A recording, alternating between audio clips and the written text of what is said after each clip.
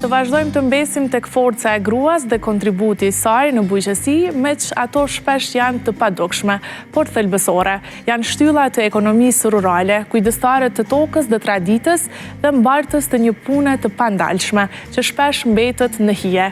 E një histori frymëzuese do të dëgjojmë edhe në studio nga mysafirja ime, Blina Avdiaj, tani specialiste e çajrave organik. Faleminderit shumë që ke pranuar ftesën të jesh në emisionin. Faleminderit ty, Jona, ishte kënaqësi. Është kënaqësi gjithmonë. Blina, atëherë me 14 tetor është mbajtur dita ndërkombëtare e gruas rurale. Si është t'jesh grua në bujqësi? Duke pas parasysh që tek ne burrat më shumë përmenden dhe punojnë më shumë. Në këtë rast është jashtëzakonisht kënaqësi. Ndoshta thuhet se punojnë më shumë, po tradita tregon që gratë kanë punu ndër vite punën e fushave, tokave. Domethënë nuk është diçka e re, mirë po nuk ka qenë ndoshta e përmendme aq shumë sa duhet të jetë. Unë jam jashtëzakonisht e lumtur që e kam një ekip krejt tërësisht përbame prej grave.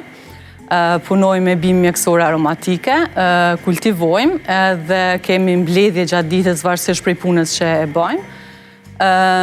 Nuk është diçka shumë e vështirë nëse ki pasion edhe dashuri për natyren. Na jemi rritë në atë kulturë, sepse vim nga qaj fshat. Po ashtu, qa mendoj tjetër është se nuk është shumë e vështirë, me qenë se kryesisht nuk e bajmë atë punën në ronë, që ndoshta në këtë rast mujnë me bajmë meshkujt. Ne kemi punën e mbledhjes me dur, të bimve, për shkak se ashtu na duhet në qatë proces që na punojmë.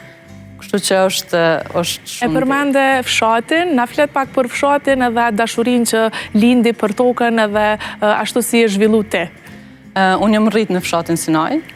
Të Istogët. Po, të Istogët është një fshat i rrethum natyrë, që do të thotë na u rritëm në atë frymë, me njoft bimë, me njoft për secilin, do të thonë kulturat të ndryshme, apo bimë të ndryshme, këto të mbledhje spontane, këto të kultivimit, edhe pa e vrejt mirë, ashtu ka fillu edhe dashuria qysh në fëmijëri, muj me thonë. Sa mendon që nështë qytetarët tanë e din rëndësinë e organiko, do më thonë bimëve organike apo produkteve organike? Për shkak që e kuptojnë që nuk ka asnjë, do më thonë, pesticide, po shumë nështë dhe fermerë që unë e vizitoj, thonë që 100% nuk janë organike. Po mendon sa e kuptojnë? Po, sa e kuptojnë?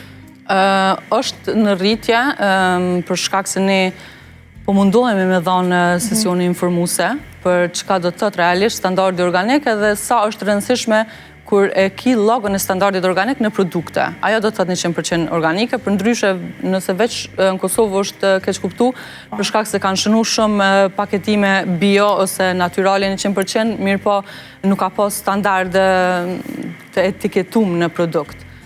Për që të arsye është bani një keq kuptim të na. Sa do të me pas në shta kujdes, për shkak që edhe të reklamave që i shohim shpesh në për internet, që gjithçka ndoshta i shkruajnë që është bio edhe të tjerët ndoshta nuk e kuptojnë. E rëndësishme është të jemi të informuar që duket fillimisht logoja e standardit organik, sepse është e pamundur me pas një produkt logon pa ka një certifikuar me këtë standard. Do të thotë nëse e ka logon, atëherë munden me i besu, nëse nuk e ka logon dhe po shënon vetëm ashtu 100% bio, është e pabesueshme. Kthehemi tek fshati përsëri. Sa është e pasur fshati në këtë rast me bimë mjekuese dhe aromatike? Ose Istogun përgjithësi? Në Istog kemi shumë parcela të kultivuara me bimë mjekësore aromatike, që përfshin edhe shumë fermer individual, të cilat janë përfshi varësisht edhe gra shumë, të cilat janë disa kultura që munden me i punu gratë, edhe këtë anën tjetër disa kultura që shkojnë ndoshta ma shumë për punën e meshkujve. Nëse folim për kulturat që punohen maljet për grave, janë mëllaga, kalendula e disa bimë që janë ma shumë punë dore. Kemi mjaft mirë dhe kushtet janë shumë të mira klimatike, me qenë se Istogu nifet edhe për ajër të pastër, për natyren edhe për ujin e burimit. Kështu është një pasuni shumë e madhe që bimet e marrin tani edhe letë rritjen, po edhe e ruajnë benefitet shëndetësore. Po si nështë munden me i dalu edhe njerës nështë që nuk merren me bimë aromatike, në qoftë se dalim në fshat për me i mbledh apo diçka e tillë. Do të thonë, cila është ajo sezona e tyre që qytetarët, fermarët munden me i kultivu në njëjtën kohë? Po, fillimisht me pa tjetër vinë me u konsultu me kompaninë, për shkak se ne ofrojmë edhe trajnime që lidhen me shoqata të ndryshme.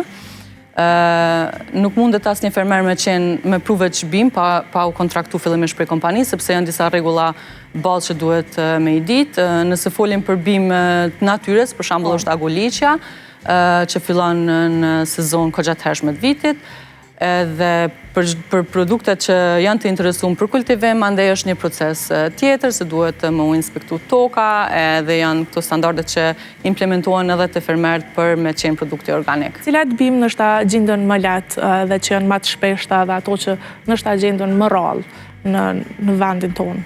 Atëherë, në total, po të regoj që i kemi 103 lloje të bimve, kështu që nuk është e njëjta sezon për çdo vit. Nëse ne bim, nëse folim për Artemisën, për shembull, vitin e kaluar u gjend shumë lehtë, ndërsa këtë vit e ka pas më të vështirë ndoshta prodhimin, domethënë po i vyn një vit 2 ose edhe në varet pak edhe qysh mbledhet, do të gjithmonë me pas kujdes se cili fermer për mbledhjen, për me lanë farë në çdo vend që mbledhet një bim. Kështu që në varet prej sezona, në varet prej vitit, disa bim ju duhet ma shumë kohë për me ba prodhim ma të shumët, disa kanë për çdo vit. Po cila bim mendon që kërkon ma shumë punë edhe për kujdesje ma të madhe? Po thuaj se gjitha bimë sigurisht i kanë paka shumë të njëjtë. Unë më me veçu kamomilin për shkak se kemi kultivim shumë të madh të kamomilit, edhe me qenë se kamomilin ndahet deri në kokën, dhe më thonë, është një proces pak ma i ndryshëm dhe ma i detajizum për kamomilin. Cila është periudha e kamomilit edhe që kultivohet? Kamomilin mbillet në dykon periudhën e vjeshtes, tash edhe në maj qershor është i gatshëm për korrje. A mendon që qytetarët tonë i përdorin këto çajra në këtë rast kamomilin ma shumë për shkak që i din benefitet e kamomilit apo edhe të tjera që janë të rëndësishme njëjtë si kamomili? Për shkak që nështë nuk janë shumë të përhapura. Sigurisht, i kemi të produktet që konsumohen ma shpesh, se edhe na jemi mësu me ato produkte. Do më thonë, konsumohen pak edhe për shije, do shta jo gjithçysh për benefite shëndetësore. Mirë po, unë jam e befasume për të mirë, se vitet e fundit po u përdoren shumë, do shta ka impact edhe interneti sigurisht, që me të regu për se cilën bim cilat benefite janë. Mirë po, ka përdorim të mirë, sidomos kur hen vjeshta, deri përfundon deri në pranverë është konsumimi i çajit dhe ndryshon varësisht prej personit edhe për benefitet shëndetësore të cilat ti ndoshta je interesuar me ndrejtë diçka ose me përmirësu në shëndetin tënd. A mundesh me na i dallu pak a shumë bimët aromatike dhe ato mjekësore?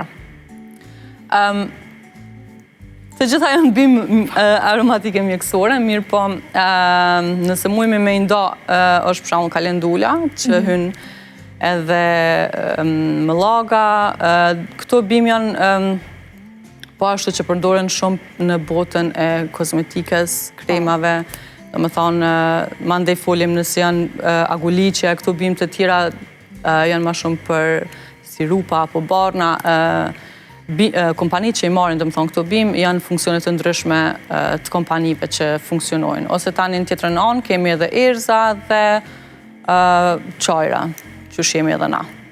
Sa mendon që duhet një çaj me qëndru në ujë të nxehtë për me pas efektin? E preferume është 4 deri në 5 minuta. Do më thonë, 4 është mjaftueshëm. Cili është çaji i preferuar? Edhe unë e kam që ashtu me stin, momentalisht është detoxis, është diçka e re që e kemi pru, dhe po janë të ndryshëm, edhe çaji gjelbër më pëlqen shumë, menta e tjerë. Po, Blina, cilat mendon që janë nështë sfidat mas shumë të që përballen fermarët tonë në Kosovë në përgjithësi? Në aspektin e kultivimit të bimëve. Në aspektin e kultivimit të bimëve. Atëherë, sigurisht, fillimet mujnë me qenë pak ma të vështira. Mendoj që duhet me pas durim vitet e para, sepse jo me pa tjetër sjell fryt ndoshta një produkt që kultivohet, nëse po folim për kultivim të produktit, është pak sfiduese ndoshta standardi organik, përcjellja e krejt standardit, kultivimi e krejt, po kohët e fundit edhe kanë ofruar shumë suport edhe organizatat, që kanë mujtë ndoshta më të lehtë me bë edhe punën e kultivimit fermerëve. Në Kosovë është shumë e levërdishme të themi kultivimi, ne e dim se tokën e kemi shumë të frutshme, dhe ka rritje edhe tek fermerët, meqense tek fermerët e ri nuk është që ka rritje, përkundrazi, po në mbledhje spontane ka ndoshta pak ma problem, për shkak se në kultivim munden me gjetë punë dytësore të kultivimit, ndërsa në mbledhje spontane është pak ma e vështirë. Nëse folim që ka ra pak numri i fermerëve, është mas shumë të tek mbledhja spontane. Pse mendon, do të thonë nëse vazhdon me punën dytësore, mundesh me... Zakonisht e kam është ofruar si mundësi punës dytësore, se është ma e lehtë, po edhe mundet mu praktiku edhe vikendau. Megjithatë e kanë praktiku ma heret, ndërsa rinia tash po pritan. A mendon që e paragjykojnë rinia nështë punën në bujqësi, apo nështë edhe për shkak të sfidave të shumta që në këtë rast në bujqësi lunë rol shumë edhe kushtet atmosferike, që mundet me sjellë në një dëmtim apo diçka e tillë? Ose është lyp kogja investim deri edhe nështë pritojnë me prit atë dëmëtan finale në fund, ose e kanë dëshirë ma shumë me marrë me një fitimin, e që në bujqësi... Sigurisht, pra atë arsye thash edhe që duhet me pas durim në fillime. Mirë po, nëse folim për mbledhje spontane është tjetër kulturë, sepse mbledhen bimt në natyrë, nuk i nevojë me pas kujdesin ndaj tokës, janë zonat specifikume që është e lejuar me mbledh bimet, edhe mundet me u praktiku kurdo që ti ki kohë në këtë rast, për shembull. Mjafton me ardhë me kry një trajnim dhe me marrë për bazë këshillat që na i dajmë, edhe ka raste që sillen produktet edhe të thata, po na e pranojmë edhe në bazë aditore produktet freskëta. Po. Të që munden gjatë ditës me mbledh dhe me ardhë në kompani me i dorëzuar dhe pranohen ashtu. Cilat nështë janë kushtet në këtë rast të bimëve, për shembull nëse e sjell një fermer i mbledh bimët në ato pjesë ku janë bimët mjekësore, dhe cilat janë kushtet, sa në këtë rast për shembull kamomili, sa duhet më uterë, sa lyp kohë, apo... Nëse folim për kamomilin, do me thonë, kryesisht janë fermer që kanë tashmë edhe pajisje tharse. Se kamomili zakonisht kultivohet në hektar ma të mëdhej. Ndërsa nëse folim për bimë që vinë gjatë ditës, ato veç është e rëndësishme me pas pikën grumëlluese afër. Do të thotë gjysore, ndoshta jo ma shumë se një orë, sepse bimet fillojnë me prish ngjyrën, ose do të që ajo është ma rëndësishme, mirë po pika grumëlluese në Kosovë janë dikon 32, nëse zgaboj, kështu në çdo zonë ka pikë grumëlluese që e pranon produktet e freskëta. Edhe fermerët që vinë me u informu që kjo është edhe ndër tjera që është rëndësishme që me tregu në cënë zonë është që me rekomanduna të cila pikë me dorëzu. Cilat zona janë më të pasura me bimë mjekësore në gjithë Kosovën? Po, prap, varet prej bimës. Për shembull, të disa lloje është zona malore e Rrugovës, për shembull, ose të disa lloje tjera e kemi gjetë një zonë krejt tjetër që nuk janë as afër, domethënë në varet prej produktit gjithmonë. Cili nështë ka ndonjë trend që ka nisë kohëve të fundit, sa i përket çajrave, që është më e përhapur përveç kamomilit? Po, ka qenë menta spicata, spearmint, që kemi pas telefonatat jashtëzakonisht shumë, është për balancimin e hormoneve, dhe ne kultivojmë menten, jemi prodhues të vetëm të mentës në Kosovë dhe vazhdon të jetë shumë e kërkuar. Do të thonë rekomandohet shumë, s'ka ndonjë efekt anësor apo? Jo, absolut jo.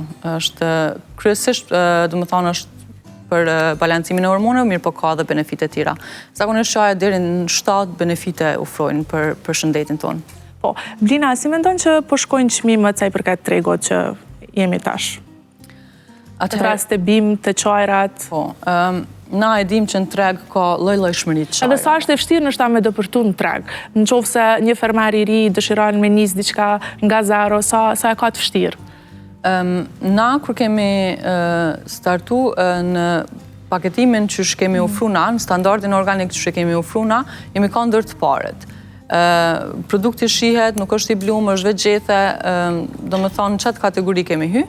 Unë e mendoj që çmimet janë të nalta, jemi mundu me najtë mesatare, me qenë se kush e din që është standardi organik, e din që çmimi sumet me dalë shumë i lirë. Mirë po, ka në treg prej çmime më të lira deri s'po di cili është çmimi që konsiderohet ndoshta i shtrejt, po unë mendoj është 4, mendoj që ose 5 për një çaj. Megjithatë duhet gjithmonë me kqyr sa grama është, se kjo varet te produktet, ose sa filtera i ka një paketim, edhe e vështirë, nuk është as e lehtë për tregun ton. Na i dimi krejt sfidat që janë te marketet, janë disa sfida që kur ulemi me fol me prodhues vendor, i kemi të njëjtat sfida. Mirë po shpresojmë që ndoshta do të ketë përmirësime në vitet e ardhshme. Cilat ndoshta janë ato sfida që ballafaqoheni jo? S'po di me C, kushtet e liferimit ndoshta, ose listimit tek një market, ose disa kushte që ata mendojnë që duhet na si prodhues me i plotësu, që na mendojmë që është e padrejtë që pi kërkojnë. Do me thonë jam paka shumë këto. Mirë po, unë gjithmonë tham duhet mu suportu pak ma shumë prodhues vendor, nuk munden ndoshta të njëjtat kushte që i kërkojnë për një kompani që tashmë është gjigante, ose ndoshta ka shumë vite në funksion, me na kërku edhe neve që veç sa kemi hy ose jemi të hy në treg. Diferencimi me u ba më na ofru pak ma shumë suport, me qenë se une kum pas suport sidomos në qytetin tem, edhe në disa, sigurisht në disa supit. Sa përkrahen vajzat në Istog? Ta shju që unë jam e Istogut, po Istogu me të vërtet jemi shumë suportiv ndaj njëri tjetrit, ose ndaj ideve të reja, ose kështu që unë kum një shumë ngrohtësin aty, jam kanë edhe jam, vazhdojt jem e suportume prej edhe marketeve dhe do më thonë fusha që na tentojme me i fut produktev, kështu që në Istog është kjo dashnia që e kemi dhe respektin ndoshta që e kemi për njëri tjetrin. Po dashnia për çajin, a është? Se i dim që në lap edhe më shtre. Po, është... Konsumojnë shumë qajin. Konsumojnë mirë, tash sa shumë, po mdo këtë është paka shumë e njëjta, na krejt e dim se ndoshta qaj zi përdoret pak ma shumë në Kosovë, po mundohemi me ndru pak edhe këtë kulturë. Ku është dallimi mes qajit zi edhe qajrave që vetëse i kultivani? Me të thonë drejten, qaj zi dhe qaj gjelbërt janë për shembull një bimë. Po, punohet ndryshe. Ka shumë benefitet mira dhe qaj zi, po ndoshta mënyra e përdorimit edhe kultura që na jemi mësu me përdorë ndër vite, është ajo që e bën diferencen. A është mirë mu përdorë qaj me sheqer? Unë e rekomandoj me mjalt, po normal që ka që e përdorën edhe me sheqer. Blina, cilat janë planet për të ardhmen tënde? E mira është me jetu momentin. Mirë po, na tash jemi të punu edhe në disa erza organike që prap kanë të bëj me bimt. Disa erza që kultivohen në Kosovë dhe punohen në Kosovë, mirë po, pa tjetër duhet me përfshi edhe erza që nuk mundet me ofru Kosova, po që është e rëndësishme është që na po mundohen prap me sjell këto produkte në standardin organik. Po një mesazh për vajzat e reja? Normal, me ndjek ëndrrën e tyne, me punu, edhe që është më e rëndësishme punën që e bajnë me shumë dashni. Faleminderit shumë që ishe në emision. Vazhdoni kështu me kultivu që me pas edhe ne sa më shumë prodhues vendor. Faleminderit edhe ty. Faleminderit shumë.